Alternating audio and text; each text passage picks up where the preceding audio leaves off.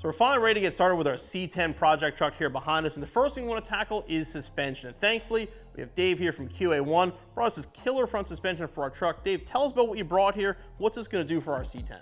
All right, Bill, what we have here is a suspension system that bolts on any 63 to 72 C10 two-wheel drive truck. It also fits a 73 to 79 truck. The reason we mention the split year range, because if it's getting installed on a 63 to 72, you need to run the 73 and newer Spindles. The early trucks really had small drum brakes. They didn't have disc brakes until the early 70s, so the 73 and newer was the preferred spindle and brake setup for our suspension design here. But we have actually two different systems here. We have a system that allows you to run a stock type spring. It has a spring pocket in it. So if you want to run a stock spring, lowering spring, or sometimes called a drop spring, this actual control arm will accept again, a stock configured spring. However, the more preferred setup for this system is our coilover style control arm. So these pieces can be purchased a la carte if you want to put one piece of the puzzle on at a time, but generally people will buy a whole kit. So the preferred kit would be the lower control arm, coilover shocks, coilover springs, and this mounting bracket kit that comes with the lower control arms. The reason you want the coilover system versus the stock setup, it gives you the ability to lower your vehicle per your choice. The stock type spring isn't a bad choice. It allows you to lower it per the manufacturer's spec, but in some cases you want to lower it more than that. Also, if you want to, you can run drop spindles that are available to a variety of sources and aftermarket brakes. But again, you can get a lot more positive caster with this system here. It bolts into the factory frame rail. It's something we'll be installing on this truck here in short order. It's available in multiple spring options and multiple shock valving options. So it's a complete kit that you can buy, again, a la carte or as an assembly. Now, how low is this going to make the truck with the setup we have now? I know the coilovers will give us adjustability. And what's it going to do as far as like steering geometry? Okay, good question. Generally 1 to 3 inches of drop with a standard height spindle, and then 3 to 5 with a drop spindle. So you can get the truck pretty much down in the weeds and get a good stance with it. As far as the steering, we recommend the 73 and newer steering linkage. So this is more suspension opposed to steering, but again, it's going to help the whole geometry of the front suspension so it handles and tracks and performs like a more modern day truck. Now, what spring rate are we going with here, and what are the different options available? What would you recommend? Good question. What's the reasoning behind the spring you chose? Yeah, we have a 650, 750 shown here and an 850. If you have just a conventional small block Chevrolet, and you just drive it around as a pleasure vehicle, you might go with the 650 pound spring. By far our most popular spring is a 750, that's our #1 seller. But if you're gonna put a big block in your truck, which is common, you're gonna put an LS with some power adders that add some weight to the front end, you probably go with the heavier spring. Sometimes people get hung up on what spring rate to use, but we tell people not to worry about that. In the event you put your truck together and the spring rate isn't the perfect one for you, the springs can be purchased a la carte at a later time. So it's not something to get hung up about, but again, for this show, we're gonna do the 750 pound spring, which is pretty popular. Now with this kit, for somebody who's, a competent mechanic working at home, which most of our viewers are, what kind of time frame does it take to install this front suspension? Is there any special tools required? I know it's a bolt-on kit, but is there any cutting modifications necessary? Yeah, good question, Bill. So if you're gonna run the kit with a stock type spring, I mean, you have to take the factory spring out of the chassis, and unless you've done that before, it can be kind of risky just to try to take a spring out unless you have the tools and equipment and the knowledge. So usually you'd have to have a spring compressor to get the factory spring out of the suspension, and once that's out, you can generally put it together with some common hand tools. You'd probably be looking at a couple, 3 hours worth of assembly with the stock type setup, and you'd probably be looking at maybe, I'd say 5 to 6 hours if you're gonna run the coilover system, because it does require modifying the top of the frame. You have to cut out a hole up in the frame area to bolt this bracket up there. This bracket actually bolts on the top of the frame rail. It locates on some existing holes, and this is where your coilover shock will actually attach to. So you can get a long travel shock, you get plenty of adjustment. and it converts it to a true coilover system. So it's something to do it yourself or give yourself a weekend in the garage. You should be able to get the truck. I would say, yeah, plan on a weekend. Again, it's something you want to support the vehicle. Fortunately, we have the good tools. We have air tools here, and we have a drive-on lift to do it the way we like to do it in the field, but most of us are going to do it in our shop, in our backyard. We're not going to have all the hot rod tools. We're going to use hand tools and a floor jack and some jack stands. So I'm kind of a safety guy. I like to make sure we're doing everything at a pace that we're comfortable with and not get ourselves in trouble with anything slipping or falling, things like that. Okay, well, you're following along. Let's get the suspension ready and get started with the installation.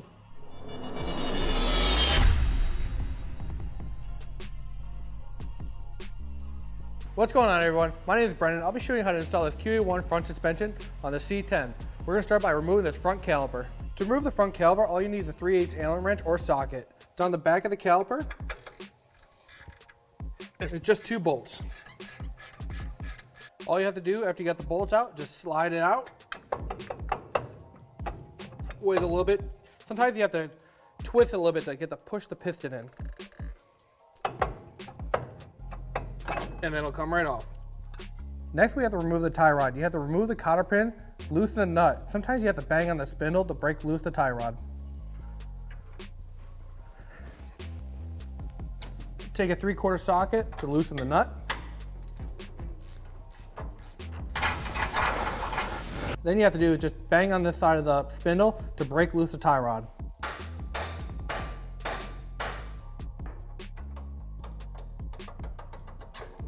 There we go. All right, for the next process, I put a jack under here because we're going to start to remove the ball joint off the control arm and the shock and release all the spring pressure.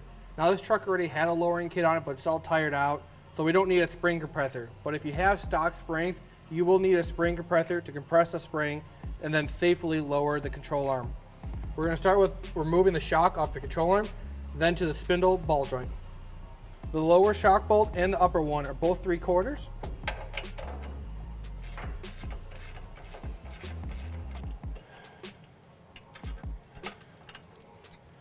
The top shock bolt is also 3/4, and you can remove the shock since we will not be using it anymore for the coilover kit. Just a good pry, we'll get it out. There we go.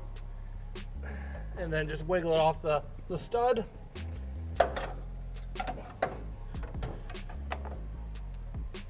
Once again, just use your pry bar, sometimes helps. And there you go, you can pitch that away. I already struggled and removed the cotter pin. So next we're moving on to the ball joint nut. It's a 15/16. Just loosen it, do not take it all the way, so then we can pop the ball joint off the spindle.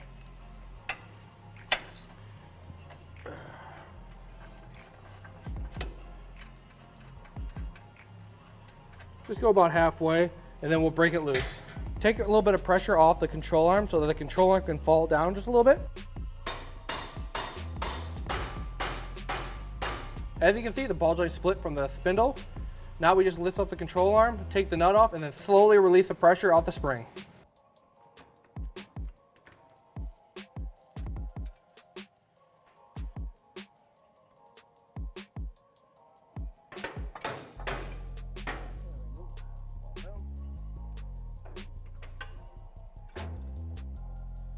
Now that we fully released all the pressure, we can remove our spring. All right, now that we got the lower control arm all done, we're gonna remove the spindle off the upper control arm. We're gonna pull the cotter pin out, pull the nut off, and then start banging to release that spindle. Just like the bottom nut on the spindle, we're gonna do the same thing for the top. Loosen it up halfway, bang on the spindle so we can break it loose, then we can remove the whole nut and spindle. Just use a 3/4 socket, break it loose,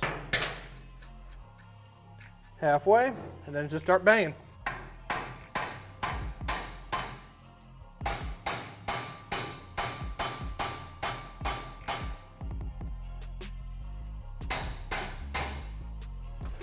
As you can see, now it broke loose. Grab the spindle, loosen the nut, and the spindle will fall right out. As you can see, this suspension's really tired out. Time for that upgraded suspension. So we're gonna start by removing the upper control arm. It's just these 2 nuts here that are 3/4. Voila, 1 control arm down. Okay, now to remove the lower control arm. So there's 2 U-bolts on each side of the control arm. We really can't show you where the nuts are, it's kind of hard with the camera, but they're right behind the control arm. Just two big 3/4 inch nuts.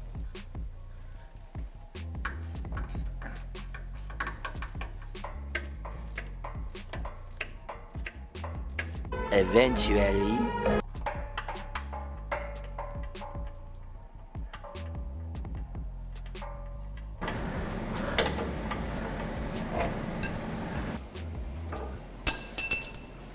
As you can see, even without the U-bolts into place, it's held in with rust, paint, whatever grime that keeps this heavy control arm still in. All right, so the next part is we're gonna remove this bracket. It takes 4 bolts and then 4 rivets. So I'm gonna use Matt to help me get these 4 bolts off and then get my gun to get these rivets off.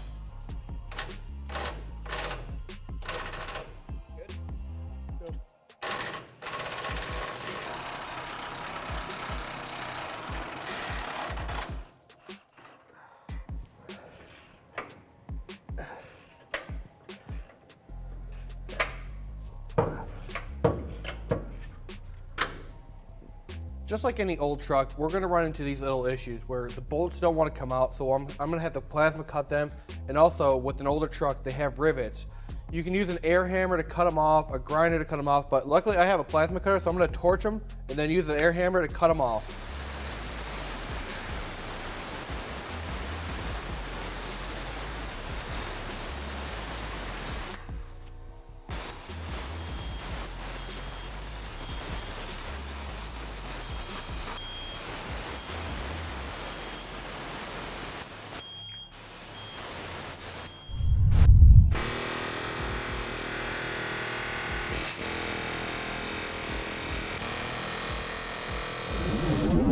All right, now that you cut everything, just get a pry bar and try to pry out these rivets and you'll get it there.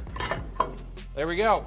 Now we have to clean up this metal, get these old rivets out of the bucket, and then we gotta cut this big old hole here. Now we have to replace the factory bucket with a QA1 bracket. To figure out which is the left and right, you wanna match up the lower bolt with the lower bolt and the upper bolt with the upper one. We'll put it in place. Then we're gonna get 2 bolts to hold it right here. And then we're gonna trace out this big old hole and then we have to cut it out so we can have clearance for the coilover. I'm just gonna take a grinding disc, get all the paint, all the rust off so that our new mounting bracket mounts flat to the surface. We put 2 bolts in so then we can make the template for the new hole.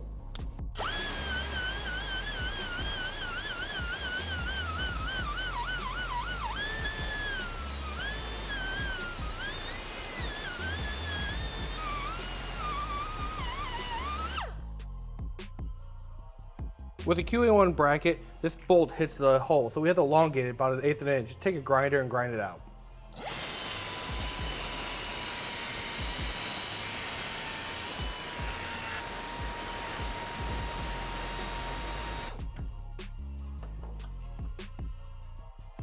So we got the plate in place. I trace out the hole. As you can see, the hole goes over this bump, and what the instructions say is this plate needs to sit flat on this bucket. So what we're gonna do is we're expanding the hole so that we can cut this whole bump off, that plate sits perfectly flat, so then we get the coilover into place.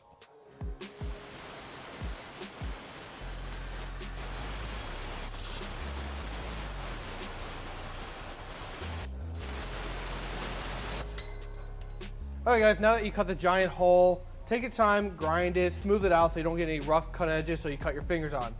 Then after that, I did a little bit of painting so none of that bare metal will rust later on.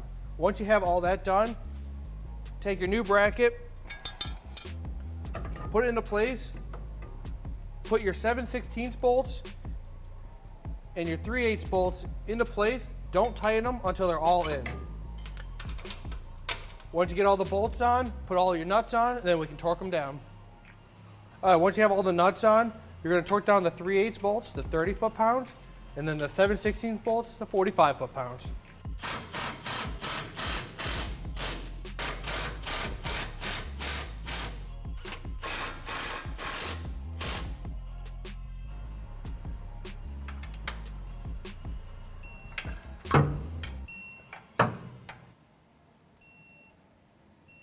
Okay, now that I have everything torqued, there's one thing I like to do that's just a peace of mind.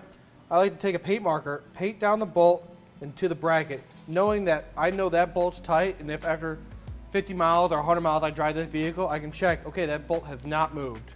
Okay, now that we finally got through all the cutting, the grinding, and all the dirty stuff, now we get to work on something clean and something really cool. So these are QA1 single adjustable coilovers. Now we have to assemble them. We have to put the spring on, the adjusters on, the lock ring, and get it all set up. So I'm gonna show you how to do this. First thing we're gonna start off with removing the eyelet. You'll need a 15/16 wrench and a brass or copper punch. Put the wrench on the nut, and take the brass, put it between the eyelet so it doesn't damage, and then twist. Before fully removing the eyelet, pull the shaft all the way out. Then you can remove your eyelet. When installing these QA1 coilovers, they recommend anti-seize from Permatex. Remove your warning label, get some anti-seize, and just put a little bit on the threads, going all the way up. Don't have to go full crazy on it, we just need a little bit. Start off with your lock ring. There will be a lip, the lip goes up.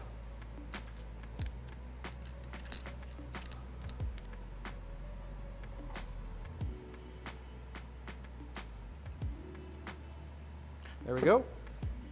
Next is the adjuster. Do the same thing as the lock ring, just all the way down.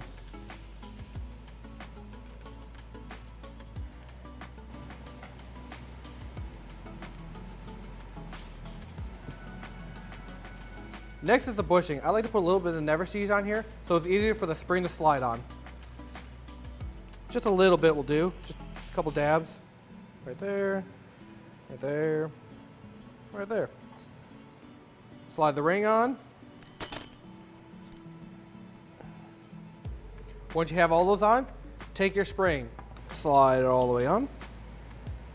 Put the hat on, and then put your eyelet back on. And then tighten your eyelet down. Don't have to go crazy tight, just a good snug. All right, now you have your spring all assembled with the shock. Now we're gonna move on to the spherical bearings. They give you these nice supplied spherical bearings. All you do is you just slide it in. You might have to take a hammer, lightly tap on them. Before sliding the whole spherical bearing in, I like to put the snap ring in.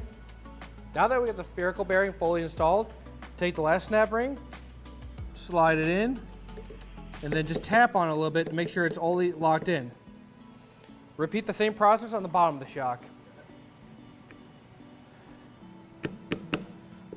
Last thing to check on your spherical bearings, after you got them all in, just take a screwdriver and make sure they move freely. Now the last step before we can install this coilover, we're gonna set our adjustment halfway on the knob. So we're gonna start it all the way at the bottom, and then count all the way to the top, and then minus half. So 1, 2, 3, 4, 5, 6, 7, 8, 9, 10, 11, 12, 13, 14, 15, 16, 17, 18.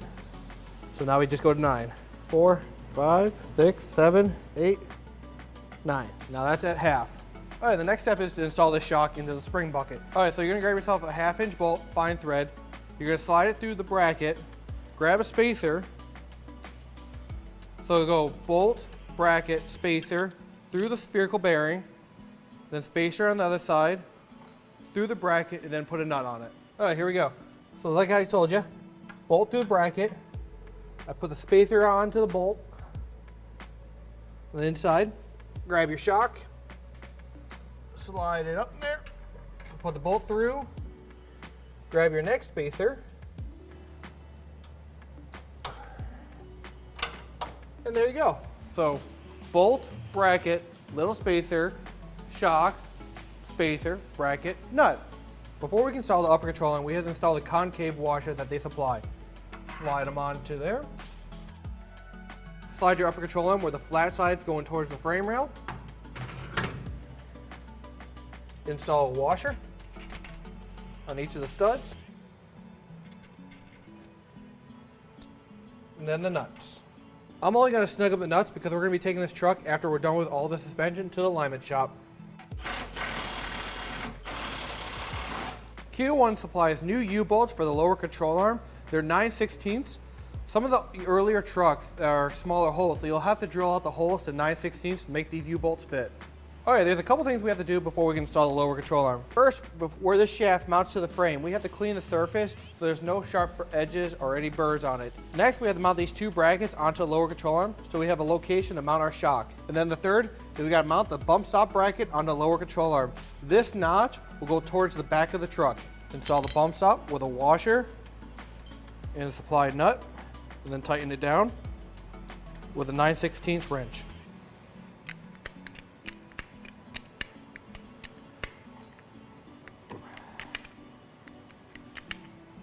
Now we can install the bracket onto the control arm.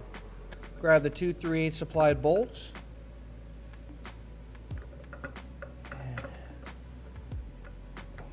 There's a little bit of paint in there. Just try to clean out the threads, and then the bolt will go in.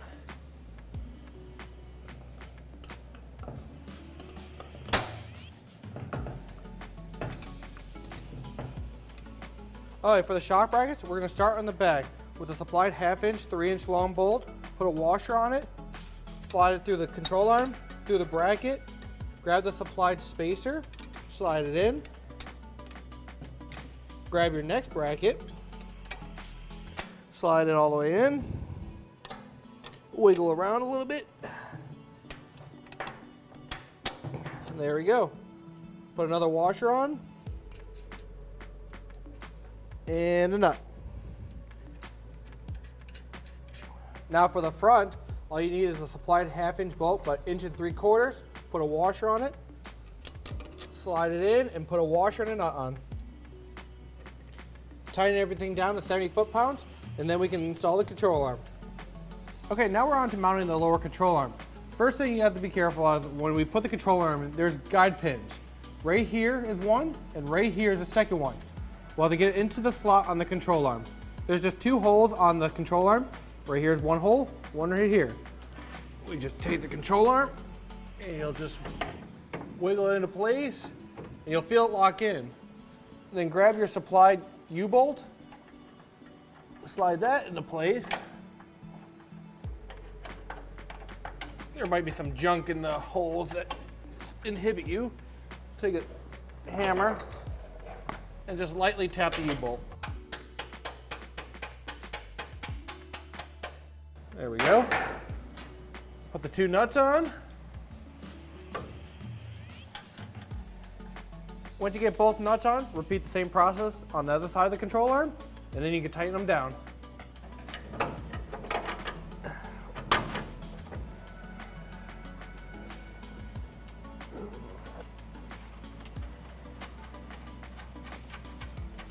Once you have the U-bolts in and the nuts on, then tighten them down and torque them down to 70 foot-pounds. All right, now to mount the shock into the lower control arm. We're gonna do the exact same thing as we did for the upper part of the shock.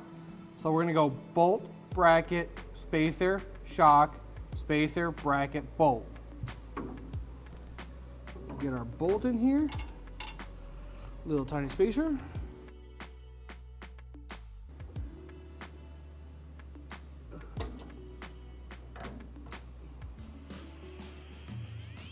Slide your shock into place without losing your spacers. Bolts in, just put your washer on, your nut on, and then torque your upper shock and your lower shock to 50 foot-pounds.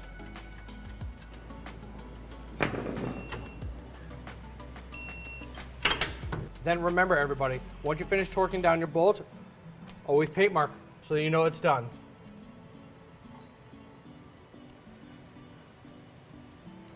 As Dave and Bill talked about at the beginning, you will need a 73 spindle to help correct the alignment on this. So we ordered some new spindles. I'm just getting them painted and we'll put them on.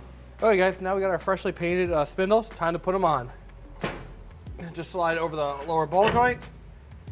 Now we're gonna have to put a jack under the lower control arm, lift it up so we can get the upper ball joint into the spindle.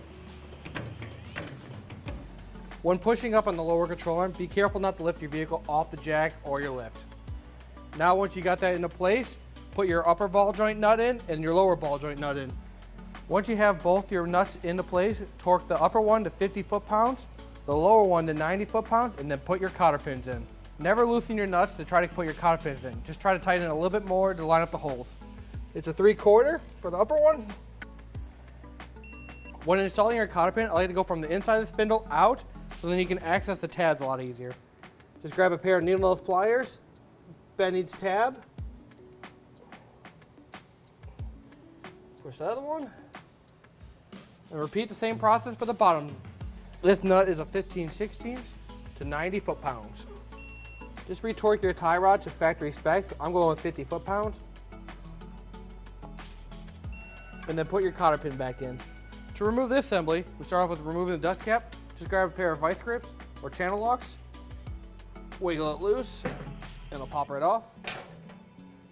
Remove this cotter pin. Take your needle nose on each end of the nut, twist it. Sometimes it usually comes loose.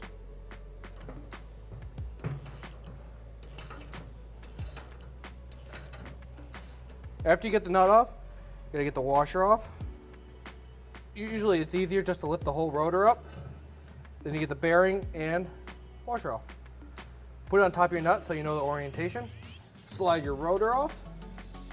Last thing, remove your dust shield, and then we'll start reassembly.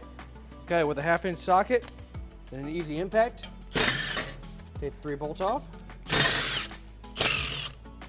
Once you get your bolts out, remove the plate. We're gonna install the plate on the new spindle.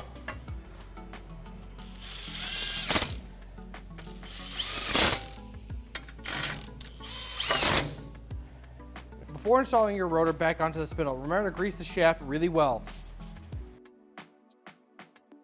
Once your spindle is fully greased, you can slide your rotor back on.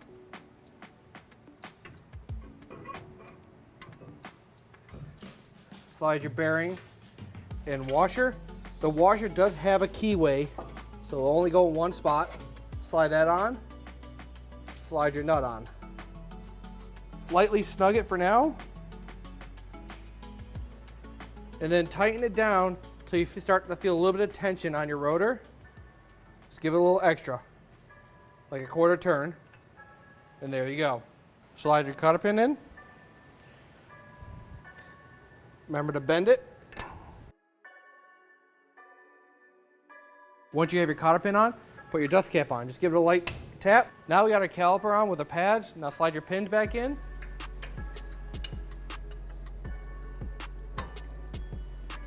Once you tighten your caliper bolts down, repeat the same process on the side, then your installation is complete.